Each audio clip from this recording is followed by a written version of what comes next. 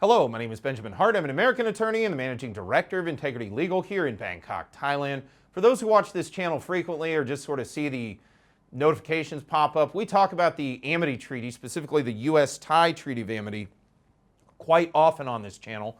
For those who are unaware, American citizens or American businesses looking to do business in Thailand can be accorded, pursuant to the terms of the treaty, quote-unquote national treatment, whereby they will be treated as if they are Thai nationals for purposes of doing business in Thailand, primarily business. Now, as we've discussed in other videos, that does not necessarily mean an American doesn't need a work permit in Thailand. It does not necessarily mean that an American can do every type of business that Thais can do in Thailand. But the Treaty of Amity is a major benefit when comparing the ability to do business in Thailand with other nationalities. The Treaty of Amity provides a great deal of, again, positive outcome for those who look to undertake the certification process. Point of this video is, Treaty of Amity isn't the only Amity treaty down here in Southeast Asia. I thought of making this video after reading a recent article from Thai PBS World, that's thaipbsworld.com. Article is titled, "Three More Nations Accede to ASEAN Treaty of Amity and Cooperation." Quoting directly, 3 more countries will accede to the ASEAN Treaty of Amity and Cooperation, TAC, this year, according to the ASEAN chairman's statement released this afternoon, Thursday.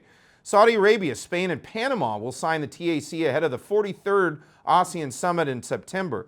The treaty, which was enacted in 1976, has enjoyed broad support around the world as its principles are based on nonviolent, peaceful means of resolving conflict and non-interference, among others. Yeah, at the end of the day, ASEAN has proven to be as interesting as it is sort of loosely kept together. And I say that in the most positive way possible. I'm not saying there's anything lacking in strength in ASEAN's makeup, but it's its flexibility that makes ASEAN so useful. When I look at it as a sort of a body compared to like the EU, for one thing, it's far more flexible, it's far more respectful of national prerogatives than the EU setup, in my opinion, is.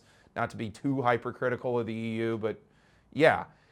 Things like maintenance of national currencies and things has allowed for a level of flexibility and a level of national economic policy making, which I have not seen in any of the other one of these regional cooperation sort of initiatives. And then you kind of look over at the African Union, which is looser, I would argue, and is maybe not as cohesive as ASEAN is when you compare the two.